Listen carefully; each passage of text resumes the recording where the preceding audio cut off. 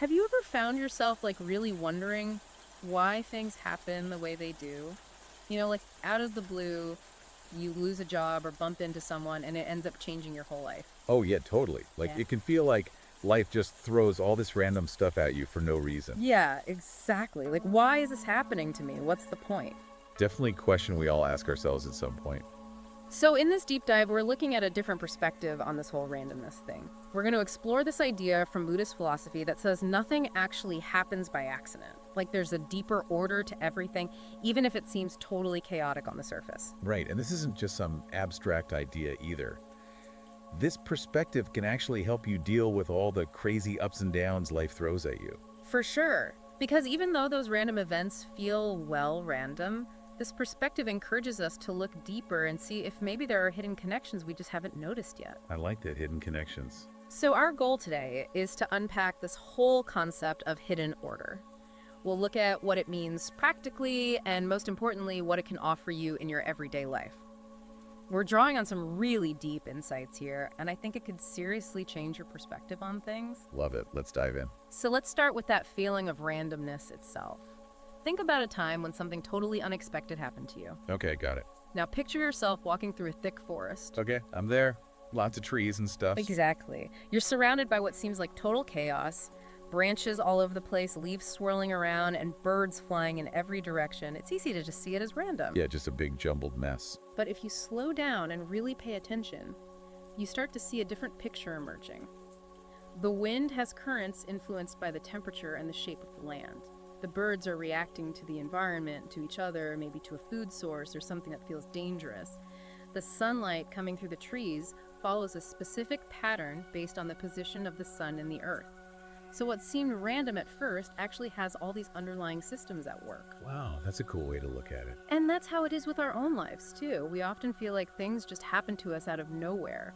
But this Buddhist perspective encourages us to look deeper, to see if maybe there are hidden forces and connections just like those patterns in the forest. So it's like there's more going on beneath the surface than we realize. Exactly. And a key concept here is pratityasamutpada, which is often translated as dependent origination.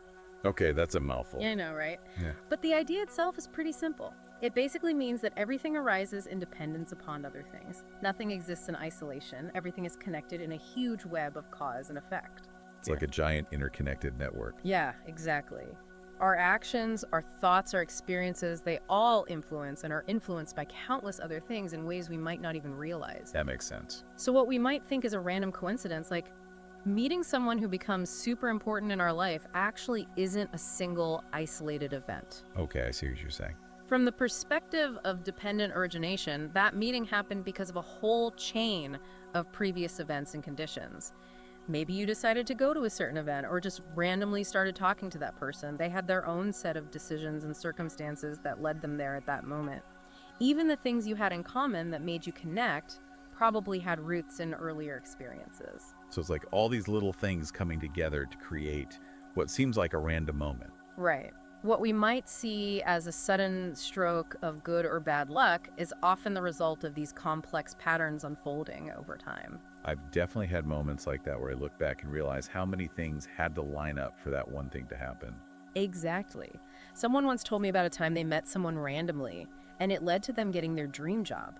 It seemed like pure chance, but when they thought about it, they realized they had been taking small steps for years that put them in the right place at the right time. Wow, that's amazing. It really makes you wonder, were those steps random choices or were they part of something bigger happening? Right, like were they actually influenced by other things, like your interests or conversations you'd had? Yeah, maybe even books they'd read or movies they'd seen. Totally.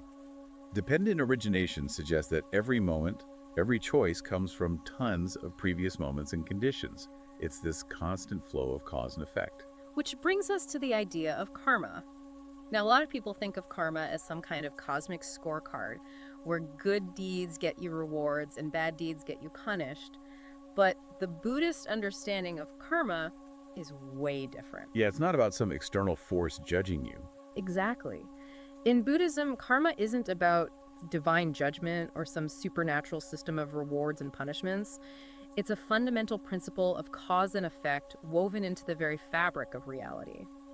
Every action you take, whether it's physical, verbal, or even just a thought, creates a corresponding energy, a consequence that will eventually manifest. Okay, so it's more like planting a seed. Whatever you plant is what you'll eventually harvest. Yeah, that's a great way to put it.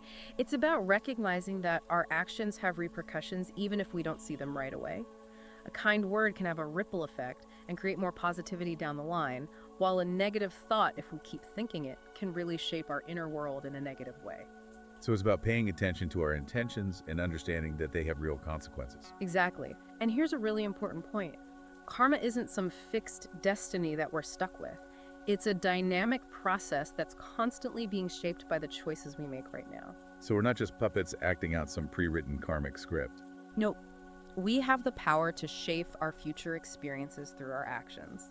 We're not just bystanders, we're the architects of our own lives. That's really empowering. It is. It's like a sculptor working with clay. Every touch, every movement shapes the final form. Our daily actions, our habitual thoughts are like those movements constantly molding the life we're creating. So instead of just reacting to things, we can actually create the kind of life we want. Exactly. So instead of seeing what's happening to you as random luck, the lens of karma helps you see those experiences as reflections of the seeds you've planted in the past, the energy you've put out into the world. It's like taking responsibility for your own life. Right. And that shift in perspective can be really powerful. When you face challenges, instead of asking, why is this happening to me? You can start to explore, what can I learn from this? What past actions might have led to this situation? And how can I respond in a way that creates better outcomes in the future? So it's about turning challenges into opportunities for growth. Exactly. Often those tough times hold valuable lessons, opportunities for growth that we miss if we're too focused on the pain. Like that saying, what doesn't kill you makes you stronger. Kind of. A setback in your career could lead you to find a passion you never knew you had. A difficult relationship might teach you essential lessons about boundaries and taking care of yourself. Hard times can build resilience and make you more compassionate towards others. So it's about finding the meaning in the struggle. And there's that classic Zen story about the farmer that perfectly illustrates this idea of not labeling events as good or bad too quickly. Oh yeah, I love that story. Tell it. So the farmer's horse runs away and everyone says, oh no, what terrible luck. But then the horse comes back with a whole herd of wild horses and the neighbors are like, wow, you're so lucky. But then the farmer's son breaks his leg trying to tame one of the wild horses and people see it as a tragedy. Right, but then the army comes to the village to draft all the young men. But the son is spared because of his broken leg. it's such a great example of how we can't always see the full picture. Exactly. With each event, the villagers are so quick to judge it good, bad, terrible, lucky. But the farmer just says, maybe. Such a wise response. It shows how our limited perspective often stops us from seeing the long-term consequences of any event.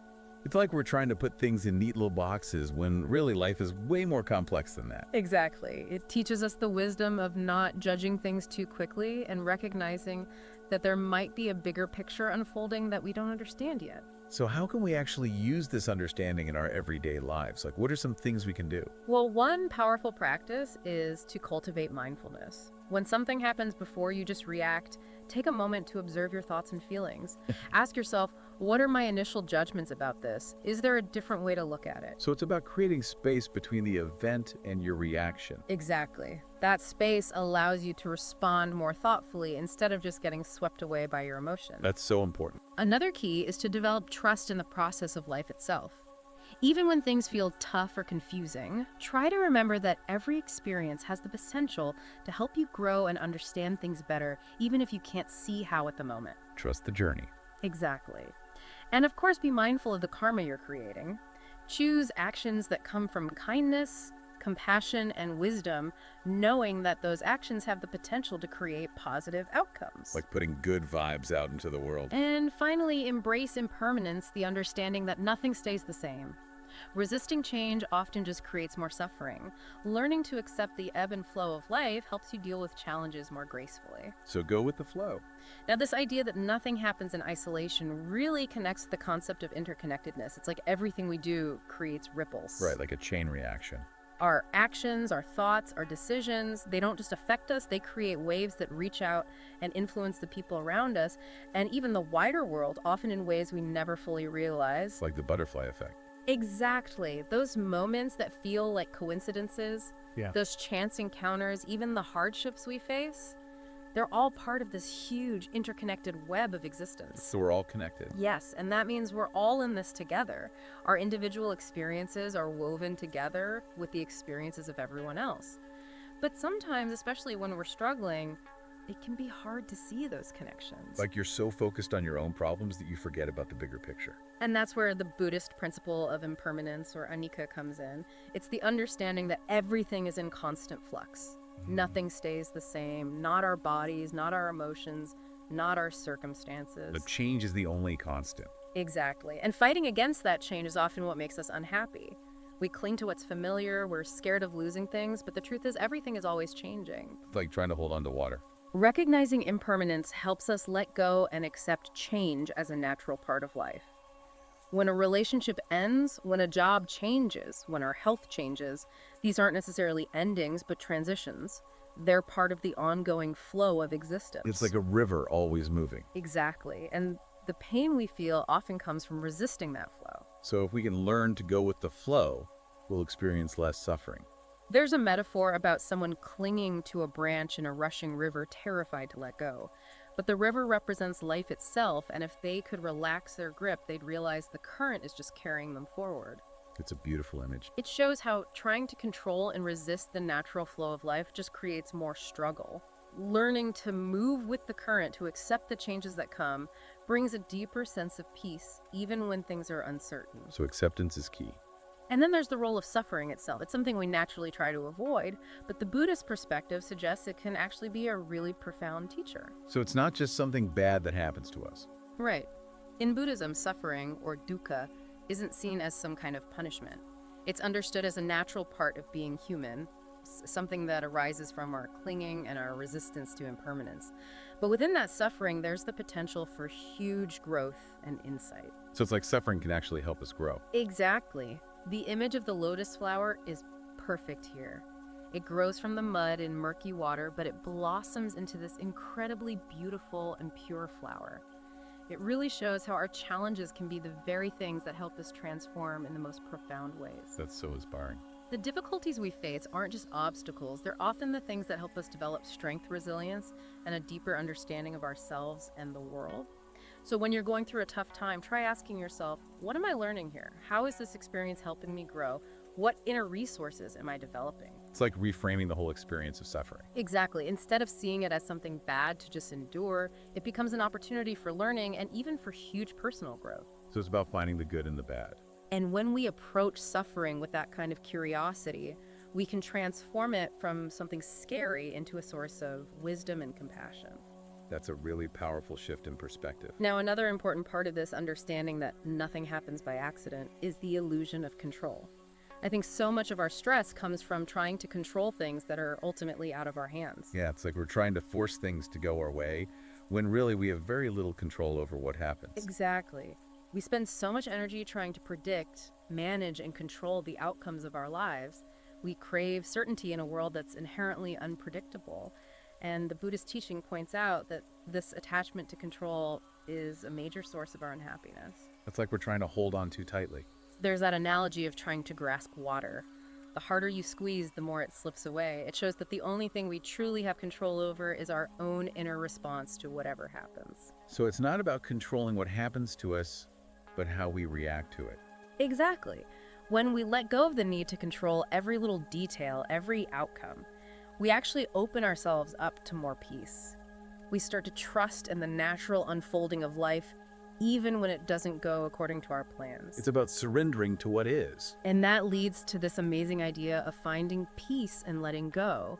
When we release that need to be in charge of everything, we can be more present, appreciate the moment, and trust in the bigger picture of existence. Letting go can be so freeing. There's a story about someone whose boat gets destroyed in a storm and they wash up on an island that's full of resources. What seemed like a total disaster became a doorway to unexpected blessings. Wow, that's a great story. It makes you think about times in your own life when something awful happened, but looking back, it steered you in a direction that turned out to be better than you could have imagined. It's like sometimes bad things happen for good reasons. Exactly. It encourages us to shift our question from, why is this happening to me, to a more empowering question. How is this guiding me? So it's about looking for the guidance in every situation. And that brings us to the concept of dharma, which is often translated as the unseen guidance of life. Okay, what exactly is Dharma? Dharma in this context refers to the natural order of the universe, the laws that govern everything. It's like a river flowing towards the ocean. There's a natural direction to life, a tendency towards growth and evolution, even when we can't see it.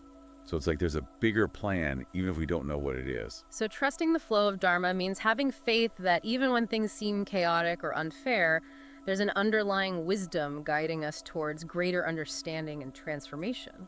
It's about trusting the process. Exactly. When we learn to align ourselves with this natural flow, we become more aware of the subtle guidance in our lives.